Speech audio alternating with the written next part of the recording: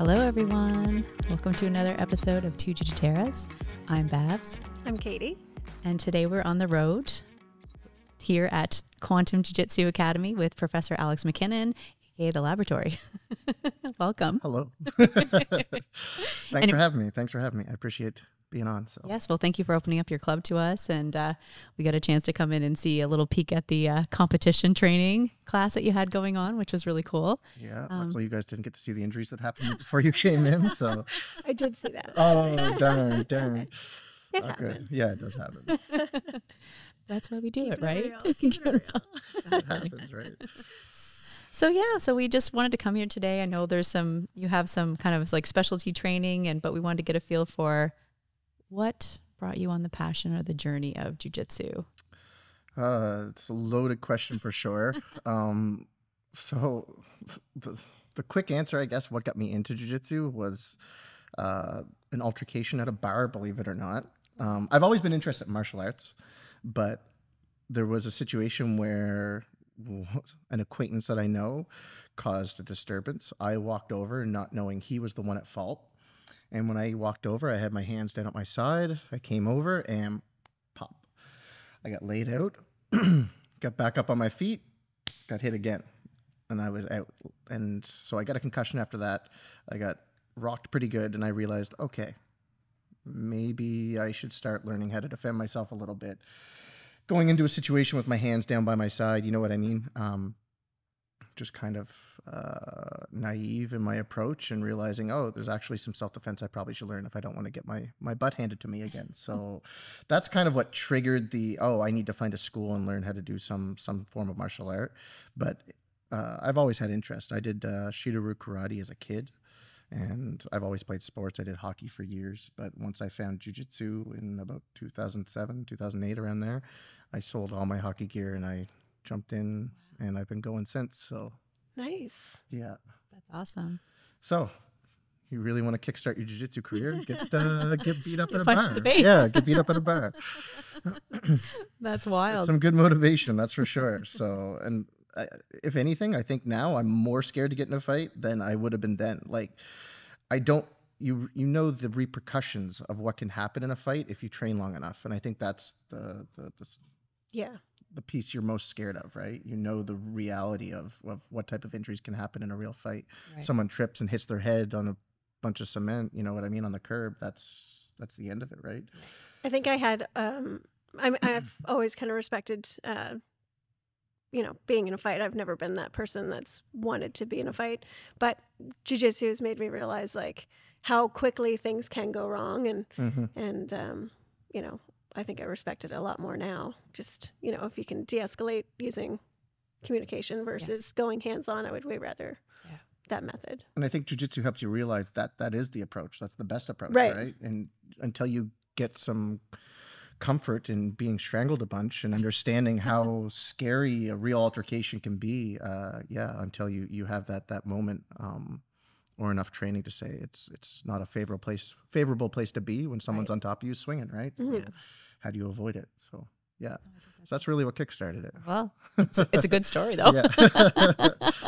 Yeah. So I guess like during your, you get your kickstart into it. What role did your coaches play in shaping your jiu-jitsu journey, and like how did that eventually lead you to where we are today? Yeah, so I started training just like some basic Japanese jiu-jitsu with a guy named Richard Wilson. He had shown me my first gi choke. He had shown me, we'd wrestled a little bit. And when we started wrestling some, like just with each other, that's when I was like, I like this aspect more than the focused katas that he was doing. Like if someone's attacking you with a knife, like, oh, I have to put the arm here and do this. I hated that type of mechanical piece of it. It didn't feel natural, but the wrestling component to it, when we wrestled around a bit, I'm like, how do I get better at this piece? Okay. And I started researching online. You got to think like 2007, 2008, there wasn't a whole lot online at that point. So you're hunting. And so believe it or not, I had saw a video of, I've told this story before to some friends, and it's a little more rude, but I saw a video of someone in someone's closed guard, and they had stepped over and he hurt the guy's back. It was almost like in a Boston Crab type situation where he stepped right over and the guy's back was bent and the guy's back got hurt. And I'm like, wow, that's amazing that he was able to do that in that position. How do I learn that? And so I started researching what sport was it. It was Brazilian Jiu-Jitsu. And then I'm like, okay, is there a Brazilian Jiu-Jitsu school near me? And at the time, there was what's called BJJ Moncton. That's what it was called. It was run by Dale Yakachuk at the time. He was my first coach, a blue belt under Hickson at the time. And that's who I started learning from. So we would come to classes. He would show us the little bits that he knew. And then from time to time, we'd get a seminar with Professor Rice, and we would get little other tidbits of information every few months. But that's kind of how we started learning back then. And there wasn't a lot of video content, right? So it was all hands-on in the gym. And we were BJJ Moncton for quite a while, maybe up until 2011. And then that's when we rebranded as Victory. Okay. Yeah, around then. So, Nice. yeah. And then from 2011 up until 2020, that's where I trained. That's who I got my black belt under, was Professor Rice. I got my first degree on my black belt under Chad Lyman. And that was recently. I think 2022 is when that happened. But yeah, I got my black belt in 2019. Quantum opened in late 2020, almost 2021. So Awesome. I think December is when we held December 8th or something like that. 2020 is when we held our first class, which is like right in the thick of the pandemic. But Yeah. it was tricky to manage for sure. But yeah, so Quantum started around 2020-ish. So That's awesome. yeah. And here we are, 2024. Long journey to get here, for sure. A long journey to get here. So, but there was one other black belt in Halifax. And then there was a group of 4 of us really who kind of got graded around the same time in 2019. And we were still some of the first couple black belts on the East Coast. There wasn't a whole lot then, right? Even in 2019. But I would say by 2024 now, there's so many. Between when I was graded black and now, it's an explosion, because you're starting to see all these people that were training all these years finally start getting their promotions, right? So it's incredible to see the growth in the East Coast. It's unimaginable. 15 years ago, I never would have thought it would have exploded like this. It's amazing to see. We love it. So That's super awesome.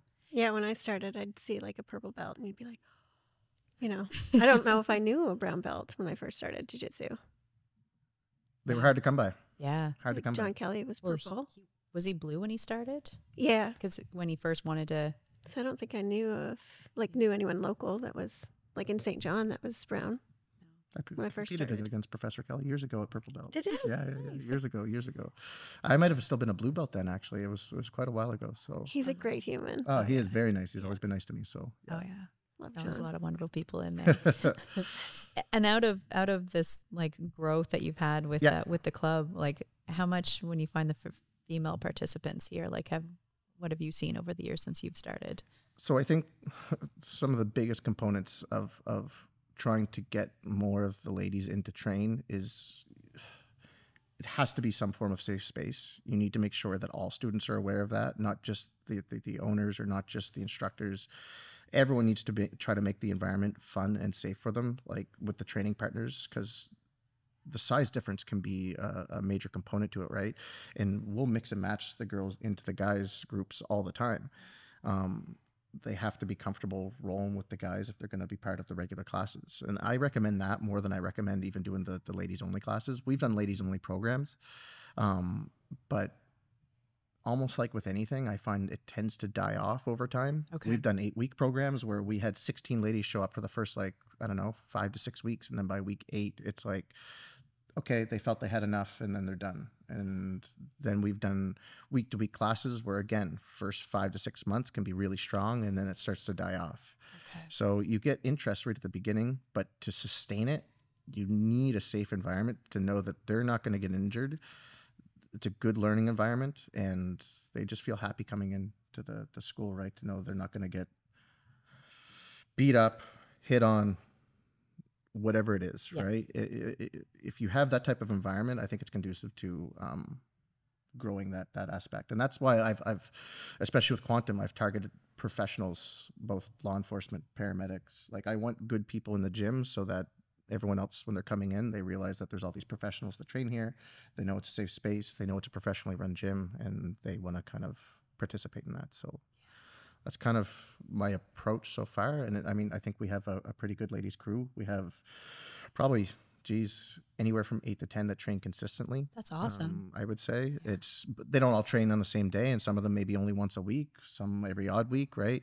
But to have that many that are here consistently, it's a big help. I think you guys know some of them too. So yeah. I actually was listening to one of the other podcasts I could hear. I dropped into your law enforcement seminar and recognized a couple of faces. So that was great. So we're very lucky to have them.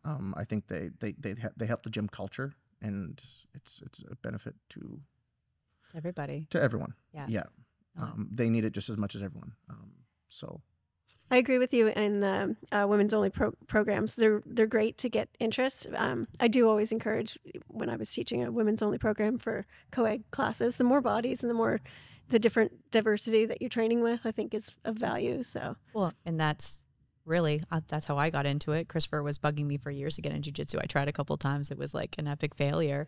And then Katie started the only women's program, but you posed it. So my mindset was, when I came in there, I would eventually, I would be here, classes. But I think we're in such a close contact and there's no personal space. The women's only program is a great way to kind of get people used to it, get women used to it, and then you're like not even thinking about body parts and stuff. It's true. We've had a few come over from our women's only program. We've had a few join the regular classes. That's so awesome. it does work. That's great. Yeah. It's just to run those every couple of months to make sure that you keep the interest high within the city, right? So that's the tricky part. But that's interesting, though. It's good to know that, because you do see that, like, they kind of peter off in different areas, and it just depends on how big or how serious the group is, and can you get them to the co-ed to really like solidify that journey, get them training, get them used to it, right? Like you said, it's a very close contact. It's very intimidating to start, not just for women, for anyone, right? But especially for women, I think, when it's still a male-dominated martial art or sport, whatever you want to call it. It's still very male-dominated, so it's intimidating for them to come through the door and see a room full of sweaty dudes looking to beat each other up, right? So that's why you got to change the culture a little bit. Like, yeah, it's important to have that hard training, but you want to make sure that your classes in general, especially this day and age, if you want the gym to grow, I really feel, if you're looking for numbers, you're looking for a more holistic approach to your general classes, where it's like your everyday man can come in and train.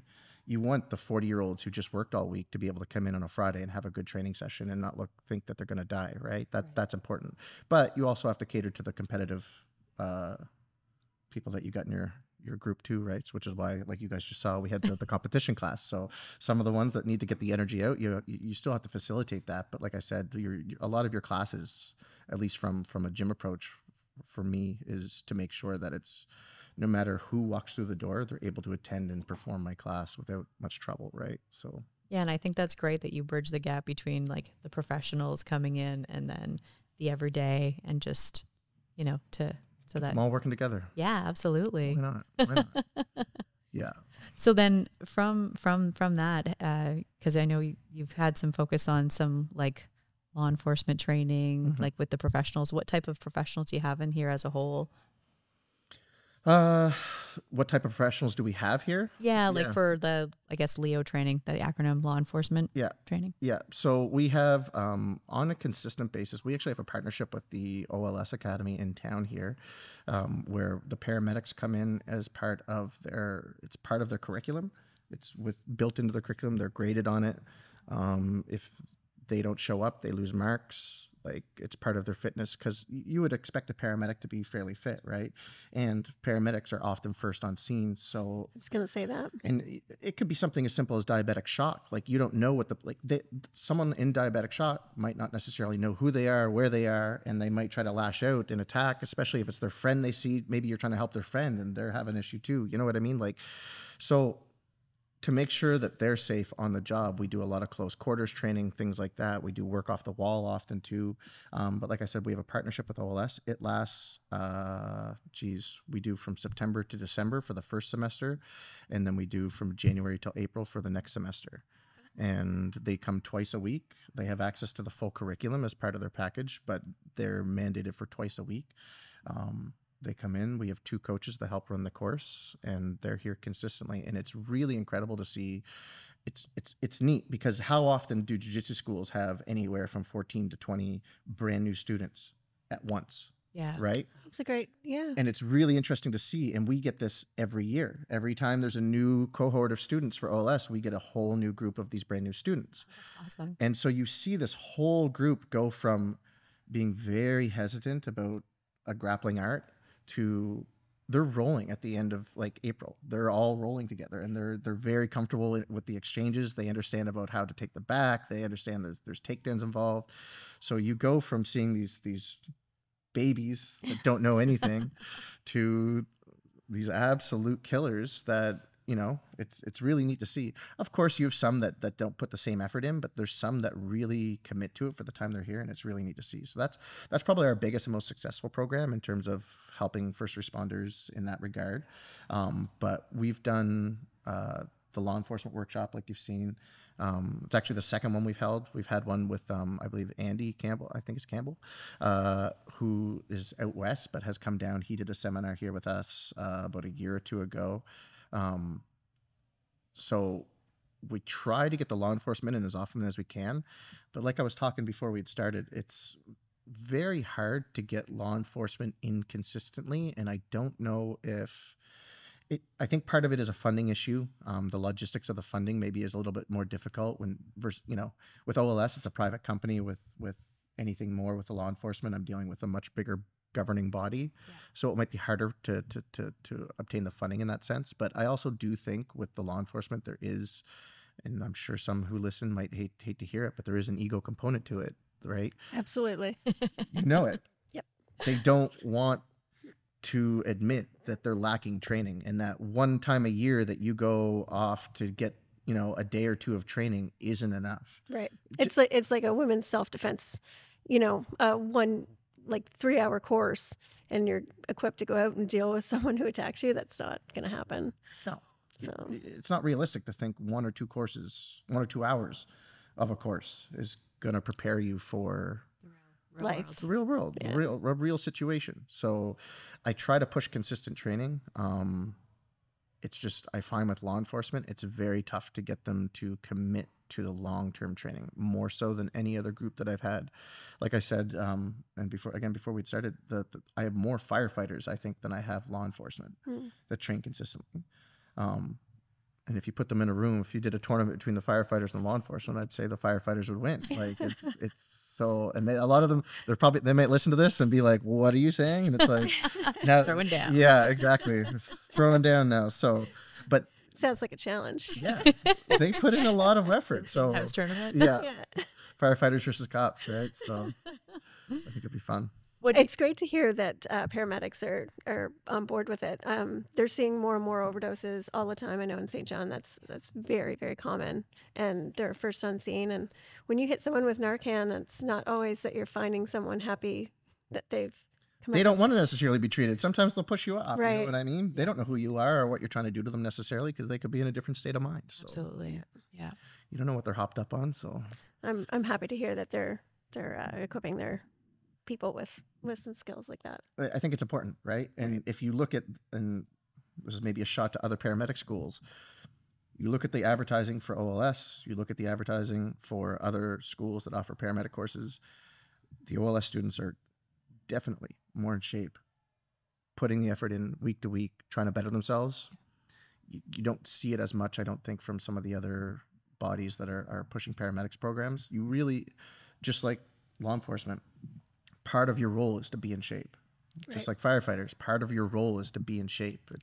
You're trying to save lives. Absolutely, it's your responsibility. Yeah. So and I don't think some take the responsibility seriously enough. And I think that's why I went in that direction of law enforcement, is that I saw an opportunity more so than I actually took my RCMP test years ago. Really? I did the test. I was going to go down that road right before. So I had done a little background on me. I had done my degree in math at Mount Allison University, graduated in 2005, I think, 2005. I went to Japan, and a lot of people think, oh, did you get into jiu-jitsu because you went to Japan? It's like, no, not at all. I wasn't interested. Like, I like martial arts, but that's not what got me into it, right?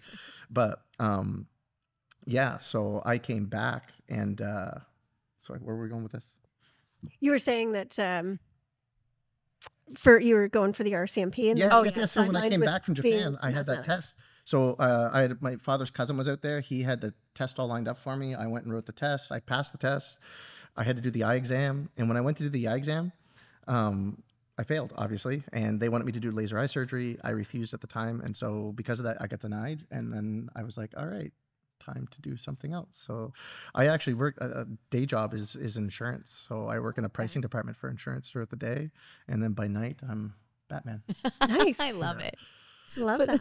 but there's so many like that. Like it's the accountants, the financial advisors, like they're not just the like the professionals, like your firefighters and your paramedics, like it's all walks of life, which is so cool. So I've always had an interest in law enforcement. Yes. Because of that. So like I said, I wrote the test. I have family members who are LEO, but to do a course, it was more, and to try to get more law enforcement into training, it was more of a passion, just because I saw an opportunity of there's a gap, right? Like you see the Gracies down in the States push it big time. You see my affiliation, the C4C, Go for Combat, Police Jiu-Jitsu, try to push it all the time. Right.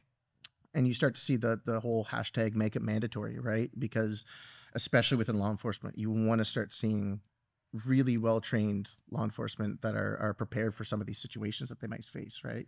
And the only way to do that is through consistent training. Yeah. So I didn't see any other schools really targeting that. Everyone these days tries to focus on competition. It's so heavy on the competitive side.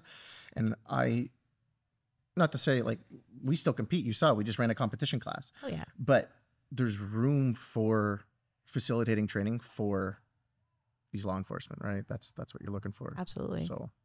And they can still go compete.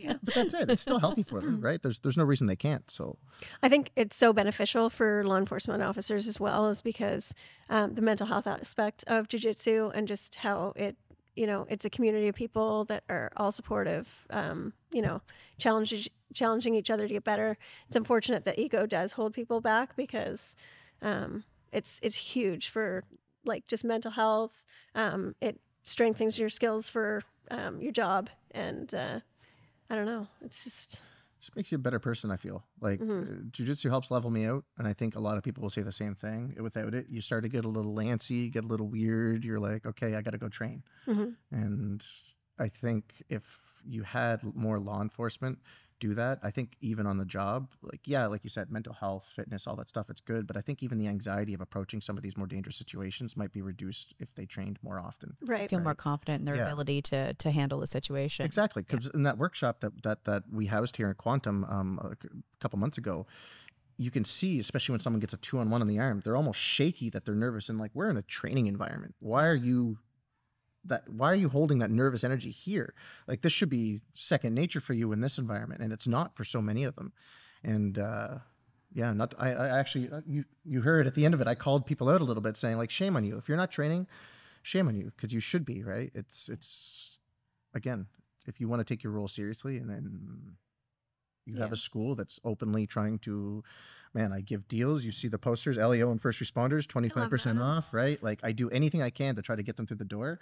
I've given away free privates. I've done free workshops. I've done anything to get them through the door, and it's still a struggle. So it's, what do you think it is? Because like you said, you've got a really big presence. I mean, obviously the partnership with, for the paramedics, but also the firefighters. Yeah. Do you, aside from ego? It's a ghost. I guess so. Crack. Aside from ego, is there any other like kind of barriers or hurdles for them? So I think some of it, and I hate to say it, there could be a hint of gym politics involved, where like someone's training somewhere else and they don't want to necessarily train at another gym. But I say, especially to my students here, like, go to the open mats. I don't care where you train. Like, just train. If you're serious about your job, you should be training. It shouldn't matter what gym you're at, right? You should train. But I think it's that maybe is a small piece of it. But if you look at all the gyms, not just within Moncton, across Atlantic Canada, there's not enough law enforcement and general training at all. Like, if your gyms aren't filled with them, there's something wrong, because there's definitely a lot of them that are out there working, right? Yeah. So I think it's more of there's a big culture shift that has to change. We're in the middle of it. I don't know how far along we are on that curve, but I do feel we're in the middle of some type of culture change, because years ago, and Chad was saying this, who I'm affiliated under now, Chad Lyman, he was saying this when we were out in Toronto. He's like, when he started training, he was the guy pushing jiu-jitsu by himself, running classes, one of the few law enforcement. Actually, he was the only law enforcement training jiu-jitsu at the time. Now you have an entire division where they all train together, and he's like, but it took how many years, 10, 15 years of him pushing it and pushing it and pushing it. First you get 2 or 3 guys that show up in the morning that are training together. Then maybe you get 5 or 10 after 2-3 years of training. To get a whole division, to get, you know, all these different people to show up, I think it takes a lot of years with a lot of continual pressure to say, you need this. Here's some examples. You need this. Here's some more examples. Like, and to give them examples of like what it does for the training. I do like some of the stuff you see on social media where they'll show poorly trained LEO in a video and what happens with an altercation with a subject, and then they'd show another video almost identical but with properly trained LEO, and how smooth and efficient it is when the team's working together versus an uncoordinated, like you were saying, dogpiling. Just jumping on them, and you don't want that, right? So everyone's working against each other. Exactly. There's no control. It's just chaos. But it's, I think, I mean, there's been such exponential growth within the jiu-jitsu community as a whole. I mean, there's so many different organizations popping up, clubs, you know, tournament, you know, businesses. The tournament scene is popping off on the East Coast. Crazy. It's insane. Like there's so many. We were lucky if we had 1 or 2 when I was like a blue belt or purple belt, and like, oh geez, the tournament is coming up this fall, so you better go to it. Yeah. Now it's like, do I go to the tournament this weekend or the 1 and 2 weekends? Right. And because they happen all the time, so it's hard to believe. And like the longevity, I mean, no Farouk, for us, it's like going into 6 years. Like it's insane. That's wild. It's incredible. I love it. And I think it's good for the community to have that. Yeah. But like I was saying, you have this entire group of people that aren't getting training. And that's why I went that route to see, like, there's every school out there is trying to be the best in competition. I have competitors. We do really great. We actually have one of our teens, Tanner, who just placed 4th down in Vegas, in the ADCC for the ADCC Open at Vegas. Came 4th out of 16 competitors. That's amazing. And he had already won Ottawa. So Tanner, who's 14, is arguably one of the top in North America right now, which is incredible. So we're going to try to get him invited to the Youth Worlds for the ADCC. It's like a big event, but it's invite only. But we've been in talks with Mo down in Vegas. We've been trying to push to get Tanner invited. So, and I think he made a good case by going down to Vegas and putting on a show. So love that. Yeah. When you went back, sorry, nope. I'm just going back to when you were saying about the nervousness of when you saw the officers that were training here. It makes me think of when I went to the training, when I went to the police academy for school. I had never done any group sports or anything like that. And we had to all shower together, all the girls, like, after you've worked out and all that. And it was like, for me, that was just like, oh man, like, how do we do this? But yeah, I went from bathing suit to like, finally I was like, all right, whatever. You don't care. We have all the same bits. But I always think back to that because when as a correctional officer and doing strip searches, things like that, it's a way of almost like desensitization. Like it's just a body. You're just doing what you have to do, sort of thing. And obviously in a professional manner. But that's the same with jiu-jitsu. I think it's fun. It's kind of a way of desensitizing you from like in those combat moments, or in those moments, I shouldn't call it combat, but you know, if you're in a position where you need to use of force, you're a little bit less nervous. I've trained this. Positions. I'm comfortable here. I know what I'm going to do. My next move is ready when, you know, and it's like that action reaction. Yep. Kind of base. No, you need to be put in those high pressure situations in training to be able to deal with them in the life scenarios, right? That panic moment of someone mounting you and almost smothering you, and you have this sweaty rash guard over your face. That, oh, this sucks. Being there every week for multiple weeks, week after week, if you get mounted in a fight situation, well, okay, hopefully you have enough common sense at that point to be able to grab a hold of them and try to some form of mount escape. Your nerves, of course you're going to be nervous. Of course the adrenaline's going to be pumping, but your brain hopefully has the gears turning under a high pressure situation, right?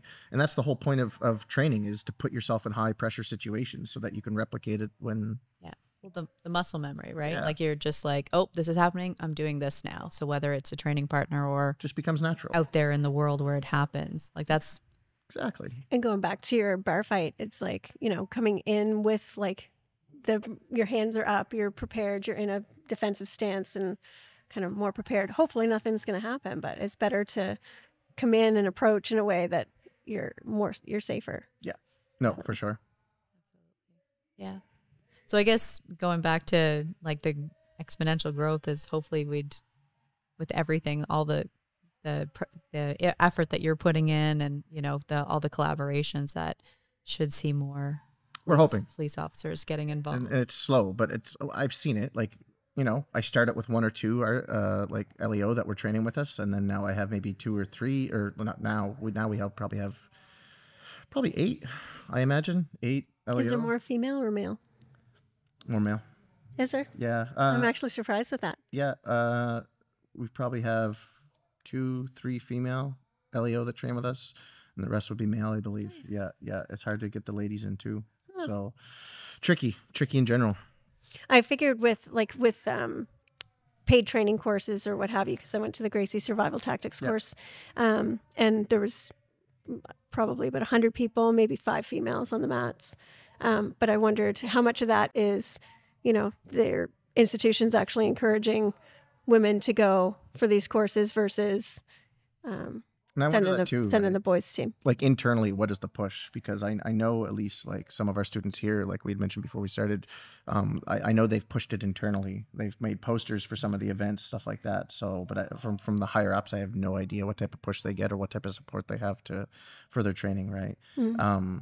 Like I said, I think it's a culture shift. So if you keep pestering them over time and you keep showing the benefits of it, then I think you can make a case for it. But especially when you have paramedics that are trained more than some of the local law enforcement, that says something. So I think part of it's probably too the parameters of like logistically what they're allowed to, like if someone uses something that they've learned in jiu-jitsu class versus what they're allowed to use. Right. Exactly. I think that's probably that's a big component to it too. Yeah. And I think even within the police jiu-jitsu program that we're a part of, there's gaps in. Like in the States, different states have different laws about what you're allowed to do. And when you come to Canada, of course, there's different laws still about what's applicable and what you're able to do.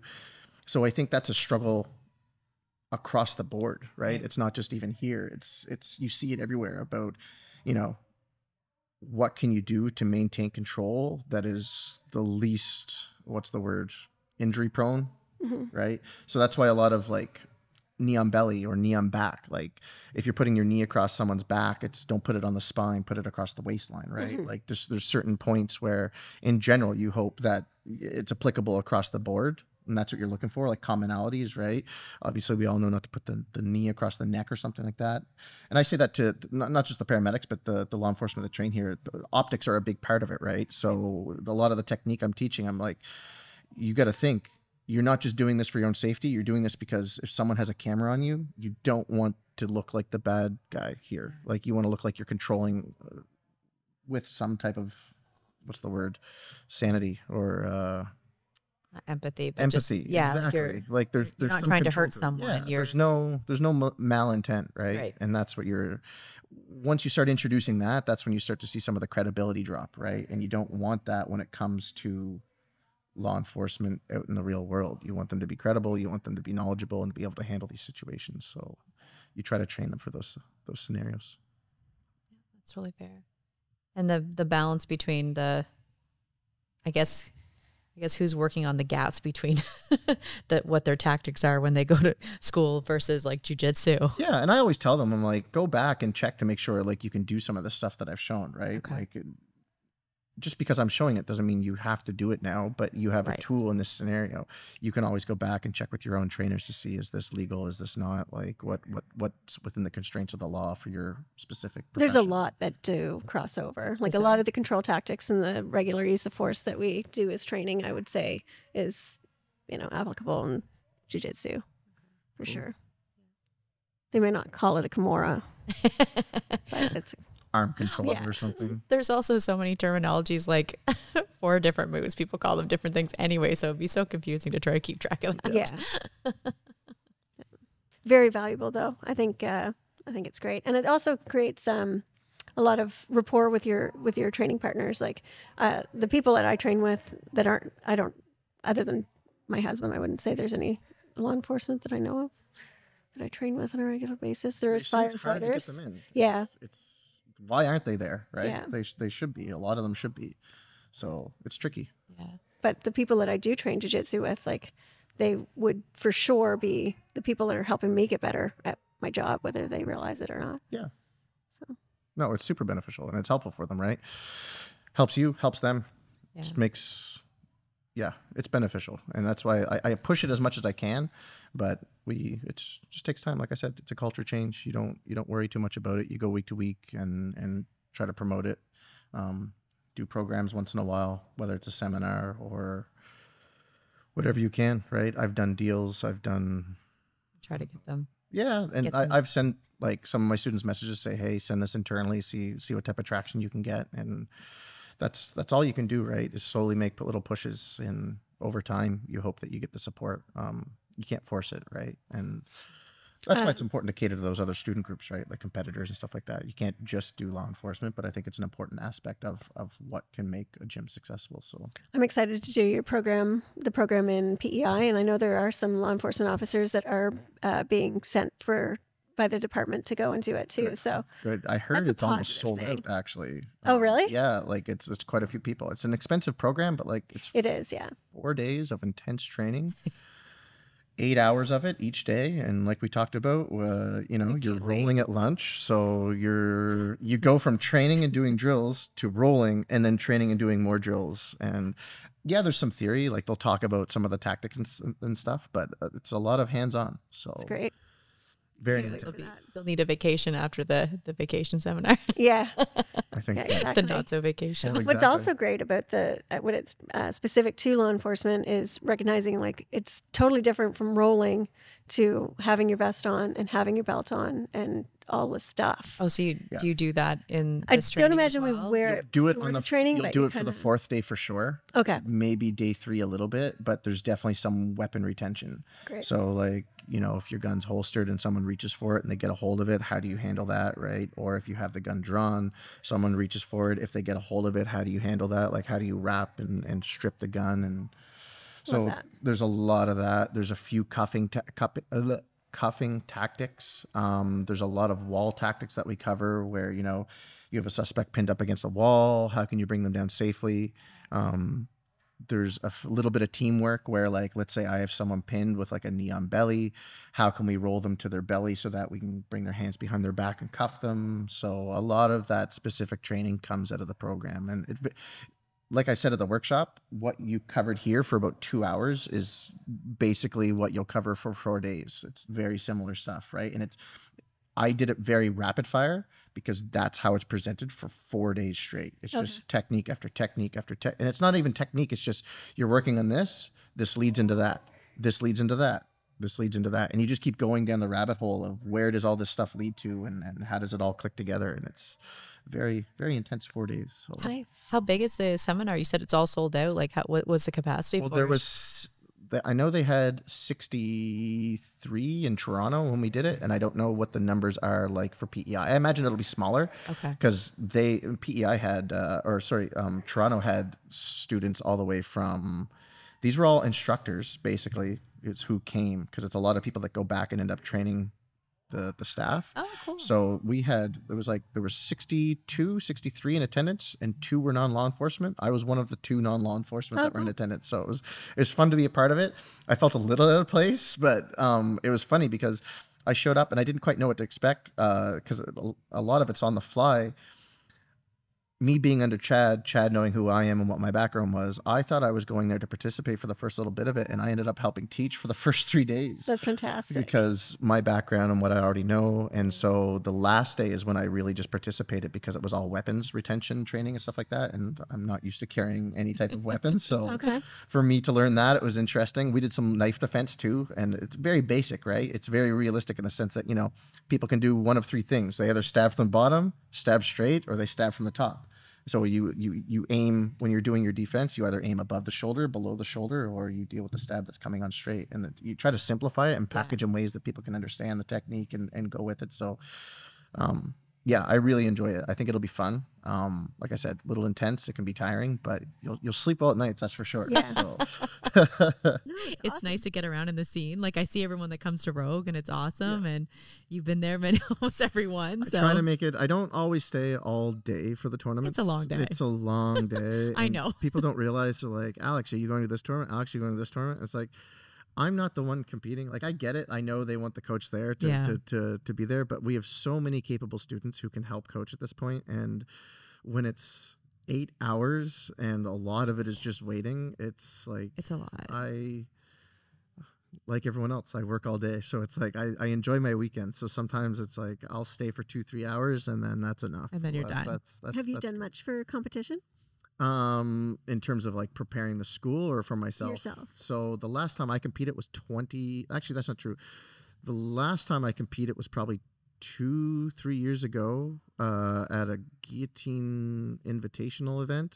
I was asked to compete on 5 minutes notice. Oh my goodness. And I had just given blood the day prior. Oh my wow. goodness. And I was fighting a solid former teammate, brown belt, who was 5 weeks out from an MMA fight. Oh wow. Oh, So my. he was prepared. I wasn't quite as prepared, but I'm always game to roll. And I was like, Alex, we need someone to fill a spot. And I'm like, I actually have my no-gi stuff in the car. It's like, if you want me to, I'll jump on the mats. And That's they're a like, true let's do it. practitioner. So That's it's like, awesome. let's do it. Let's just see what happens. So, man, I was actually really impressed with my performance. I ended up getting a good top position. I goofed on the back takedown, and it ended up me getting caught in a reverse triangle with like a minute and a half left or something like that at the 10-minute match. And I was like I said, for having given blood and not having competed since 2017, I was actually really impressed with my performance. So That's awesome. and then before that, I came third place at the 2017 Hicks and Gracie Cup down in New York. And before that, I was competing a ton locally at blue belt and purple belt, but around purple belt is when I stopped competing locally. Okay. In 2012 at blue, I had done the Abu Dhabi Pros. That was in Montreal. Josh Presley had competed at the same event. I grew up watching Josh compete at all these events too. He was always usually a belt ahead of me, so it was kind of fun to see like someone else locally do really well on the scene and who was out there competing often, right? So that was 2012. I also competed in the IBJJF.